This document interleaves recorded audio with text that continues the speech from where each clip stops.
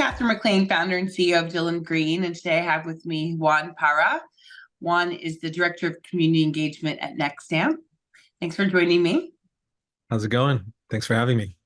Where are you based today? Boston? I am in New York, Brooklyn, New York today. Brooklyn, New York. That's where I'm Mhm. from. Oh, nice. Whereabouts? I am East Williamsburg, closer to Bushwick. Oh, very nice. I So, hear it's very trendy there these days. expensive, yeah. Yeah, expensive, exactly.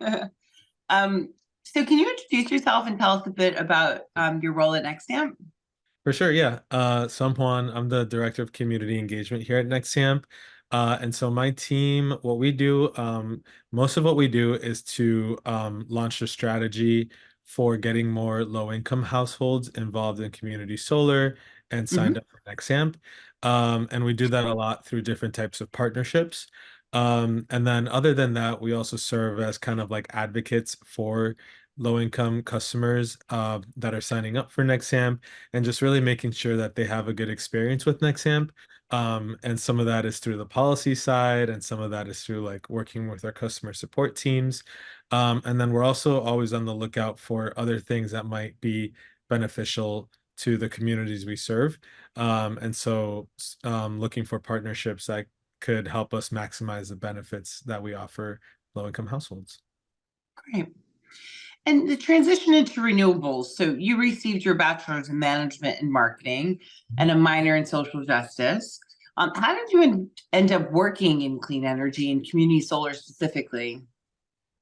Yeah, I think it would start in college, my senior year. I was in the business school getting a bachelor's in marketing, but I took up a minor in basically social justice, and I could pick my own concentration, and I decided to do kind of like a urban studies minor Mhm. basically. And then one of the classes I took was called Black and Green, but it really talked about the environmental justice movement and how it's the birth of it and how it's grown. And that was kind of like a pretty foundational moment for me because prior to that, I couldn't really identify with the environmental movement. It was very much like around the imagery around like the stranded polar bear and conservation, which is very important, but I couldn't identify with that, right? And Sure. so that was the first time I realized like, oh wow, this really hits literally home. Yep. Like Yep. the community like that I grew up in, and communities like the ones I grew up in Jersey. And so that was kind of the inception, I would say, of this work. When I graduated, I went to a clean tech company in Boston, and mostly my friend worked there, but I also wanted to work for a company that was doing, whatever the success of the company was based on something good. And I worked there for a few years. And when I moved back to this area in the city, I wanted to get back more into like community-based work. And I started going to membership meetings and volunteering with an organization called We Act, which Yep. is an environmental justice organization down here. And through We Act, I found out about a nonprofit called Solar One, which is doing work with getting more solar around the city, particularly in low-income areas.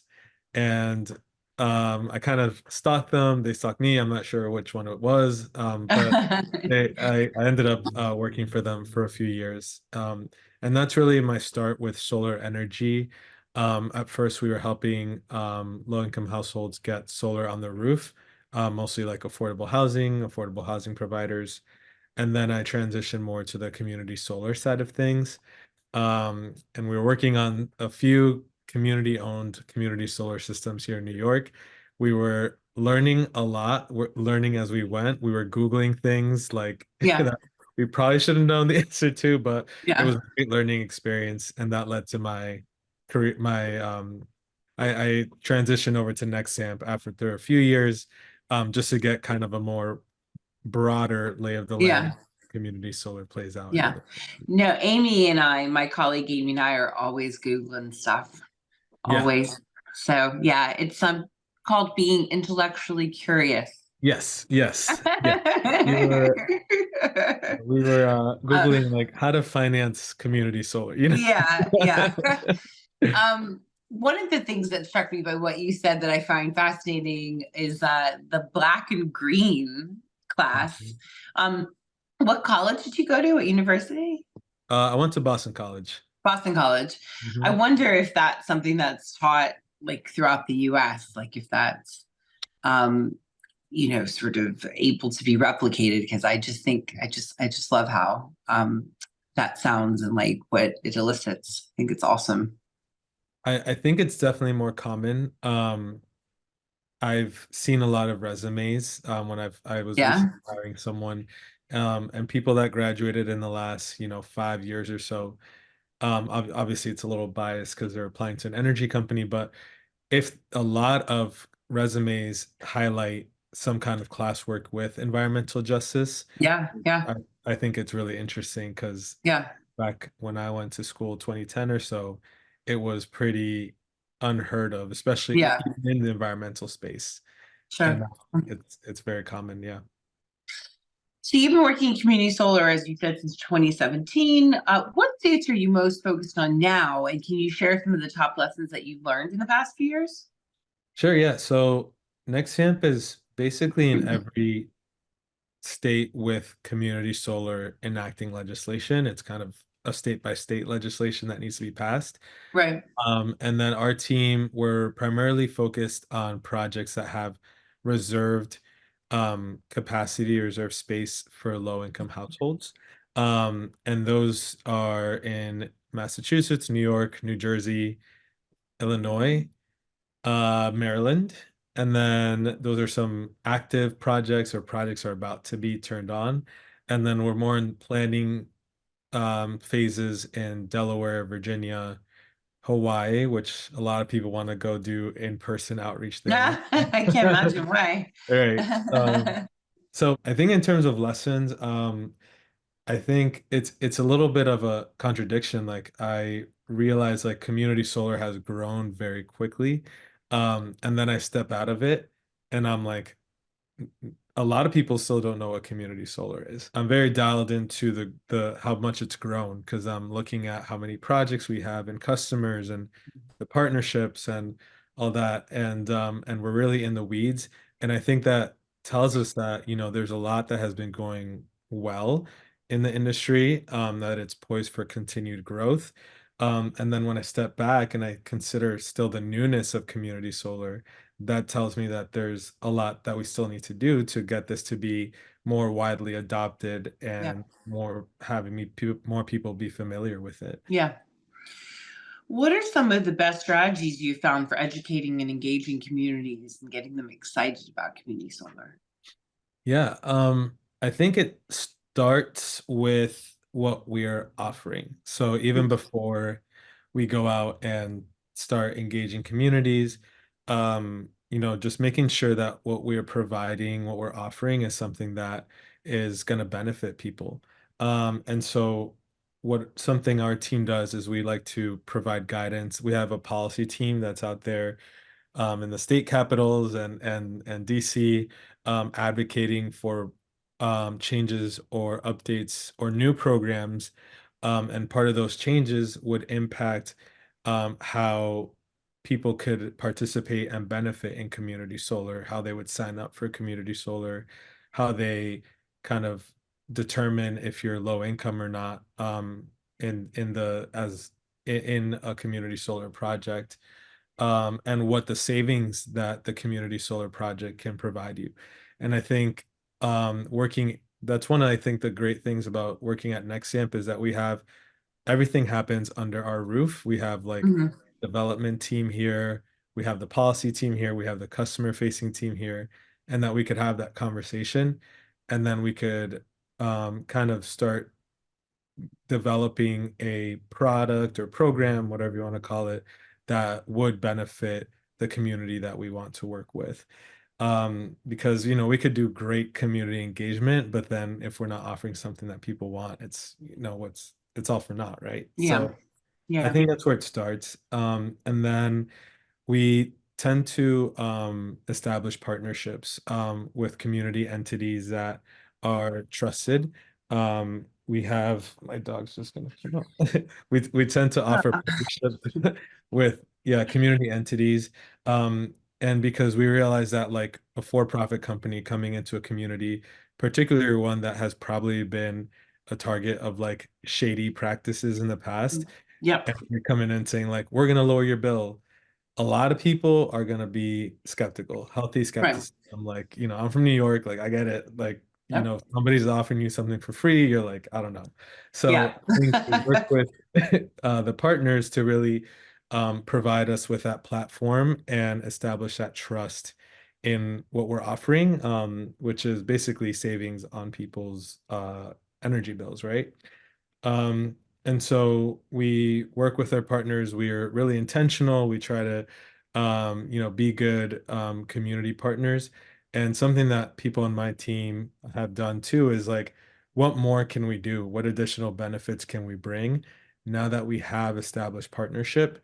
That's not necessarily like something we have to do, but because we're there, we want to be good partners. How can we support the community? Yeah. So we tend to have partnerships where we're getting referrals.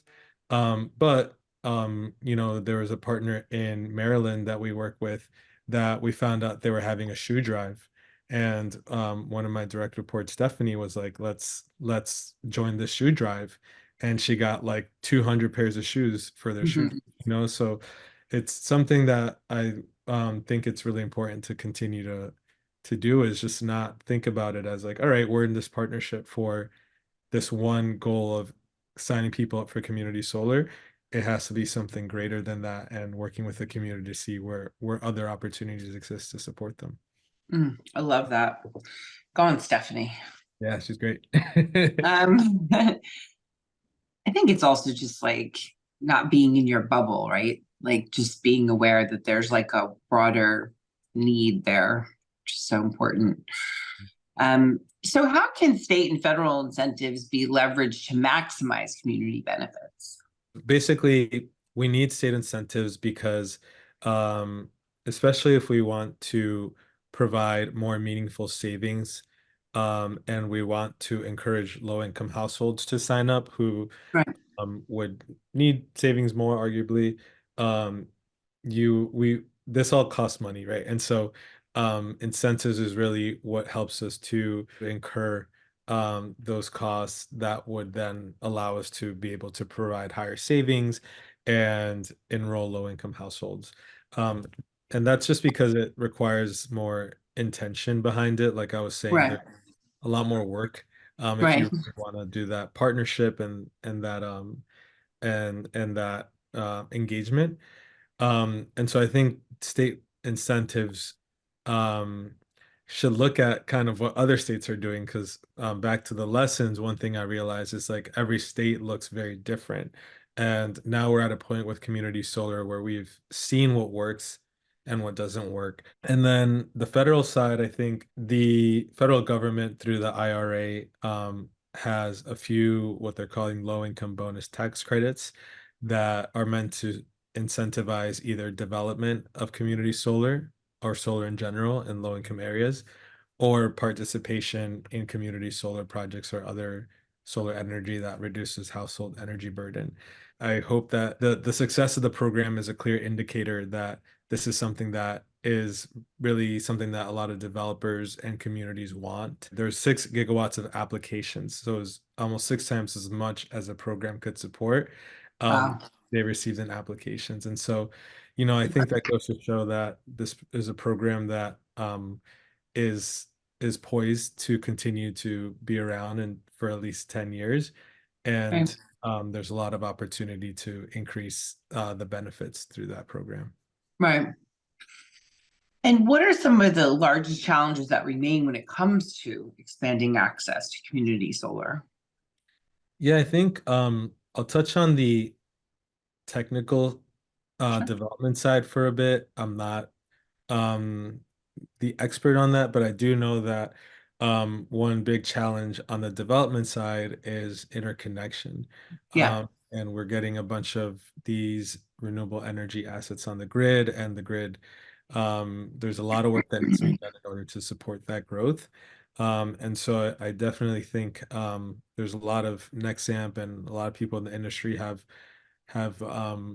are doing a lot of work to mitigate some of the barriers that interconnection could face. Um, on the like more customer and programmatic side, um, I think going back to the states and the incentives, we're seeing now that there's some more mature markets where the incentives are and the programs are changing. Either the incentives are changing or drying up, or the programs are going from pilot to permanent program. And I just think it's important to have a consistent market as these changes are happening.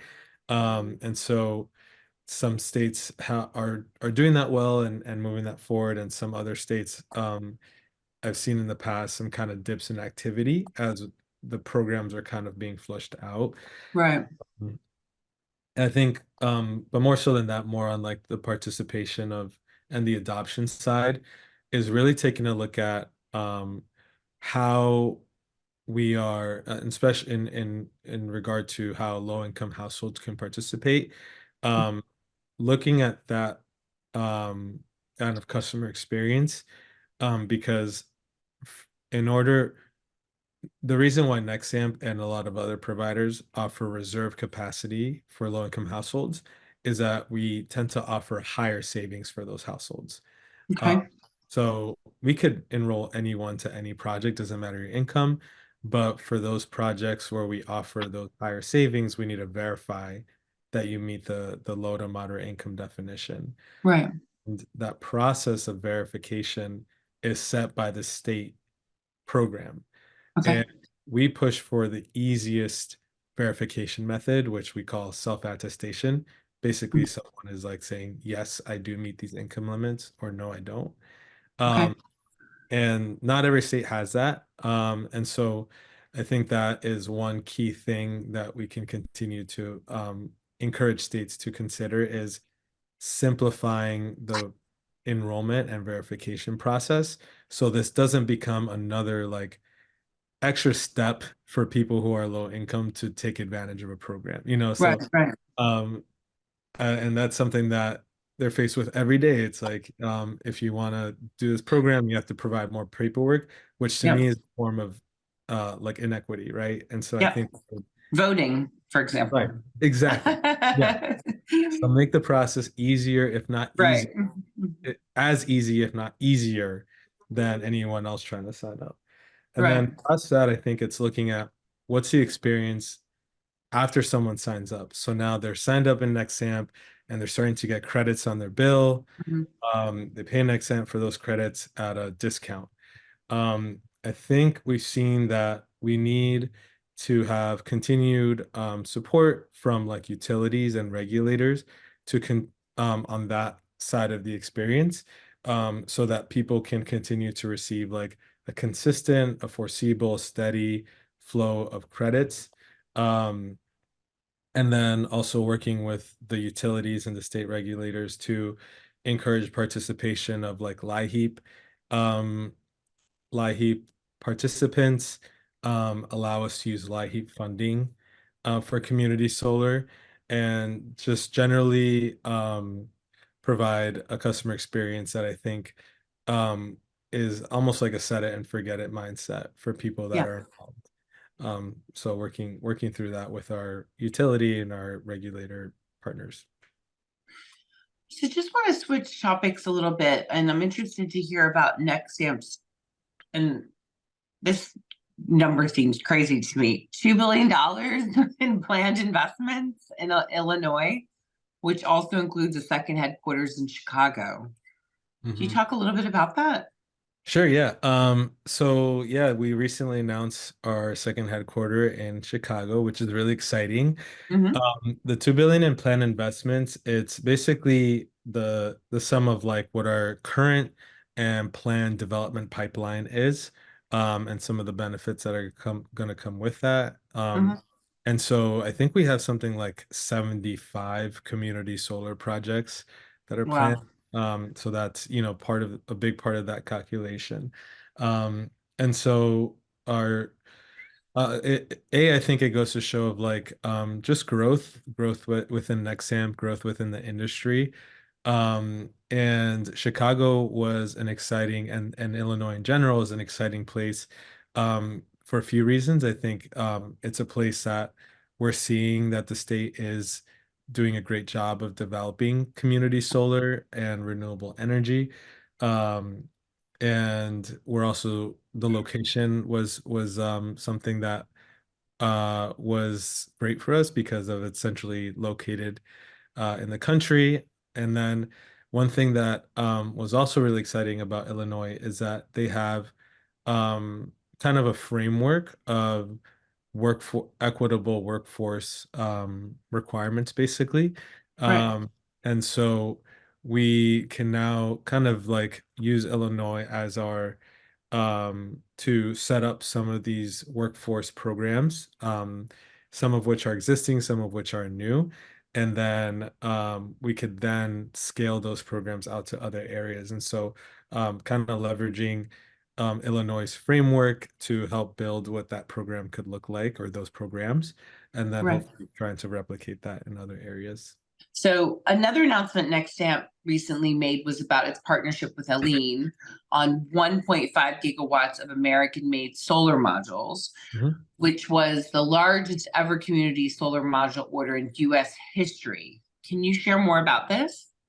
Yeah, so the Helene partnership, I think, is something that just shows our commitment to um, domestically manufactured components of our solar energy system. And so this is really like a culmination of efforts of like of what Nexamp has been doing, but also with some of the incentives that the federal government had made available.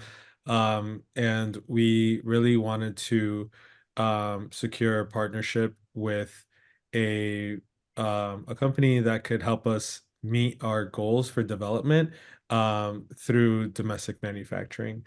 So it's really exciting. It's going to be something that's going to have sustained impacts for that local economy, bring more jobs there. So we place a big solar panel order there, and I'm willing to bet it's not the last one that we'll place either. Great.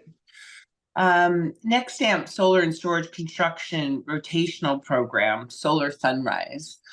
Sounds like a great opportunity for those looking to start their career in solar. I'd love to hear more about the program and how it came about. Sure. Solar Sunrise, it predates me, so I wasn't there at the inception of it. But it was a program that was actually developed by our what we call CED team, but it's basically our EPC construction team. Right. And so the VP there and a few folks on that team just realized that A, we needed good talent, good local talent.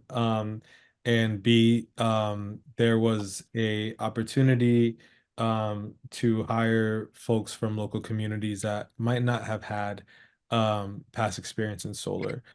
And so this is Solar Sunrise is a rotational program where we take a few people from the local community and take them through basically about 3 month rotations of different teams at Nexamp, Yeah. more on the construction side. So they'll get exposed to like the design, development, like procurement, and then different types of construction training. Um, and at the end of Solar Sunrise, the goal is to get them placed on a full-time job in one of those teams. I just love this, love this, love this. I think EDF does something similar to this. I just think it's so needed.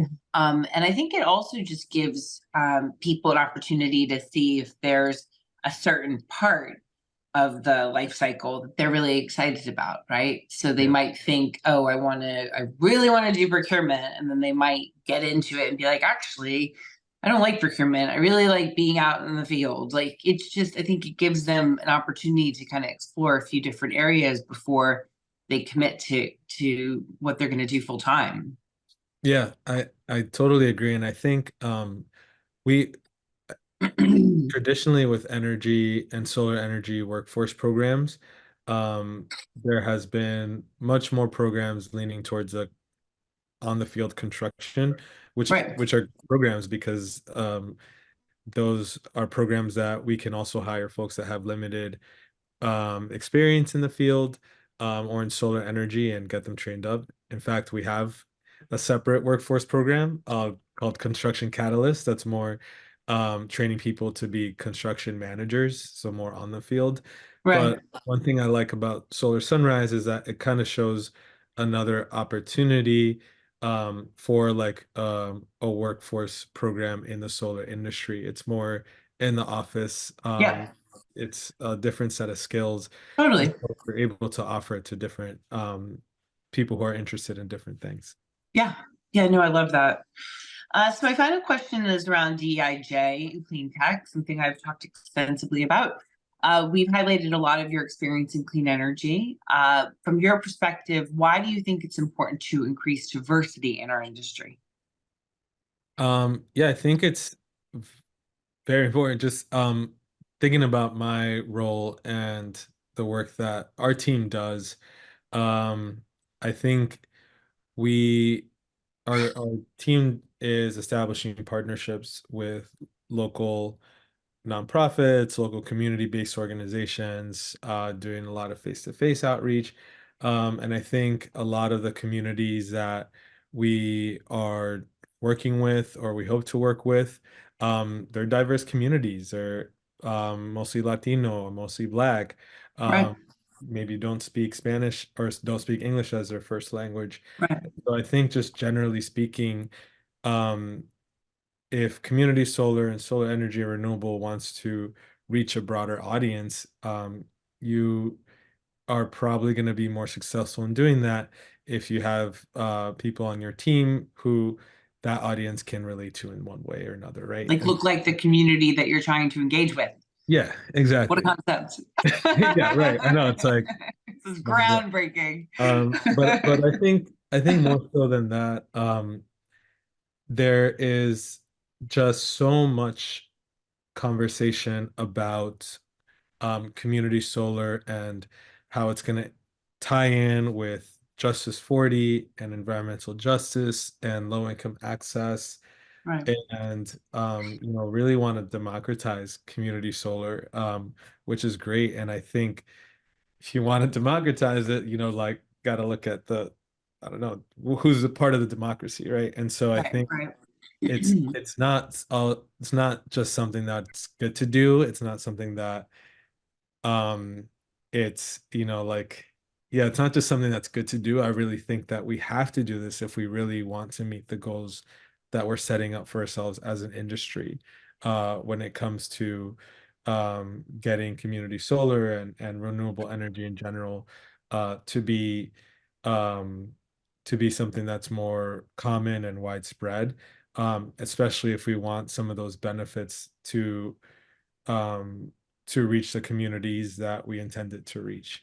So And one of the things I think as well is like it just makes good economic sense. Like I Mhm. always am preaching about like, statistically speaking, having more women in your organization yields more money to the business, right? If we just put, that it's the right thing aside and just like look at the money, right? And I think it's the same thing with what we're talking about with these programs. If you're saving people money, especially on something that is probably such a big portion of their spend, like energy, it Mhm. allows them to spend money in other parts of the economy that they wouldn't necessarily be able to do. Exactly, So it's exactly. like a win-win for everyone, really. Yeah. Um, so economically, environmentally, socially, and so forth. So, but anyway, I appreciate you taking the time to speak with us, Juan, and thank you for all the work that you're doing. Thank you for your time. This is a fun conversation.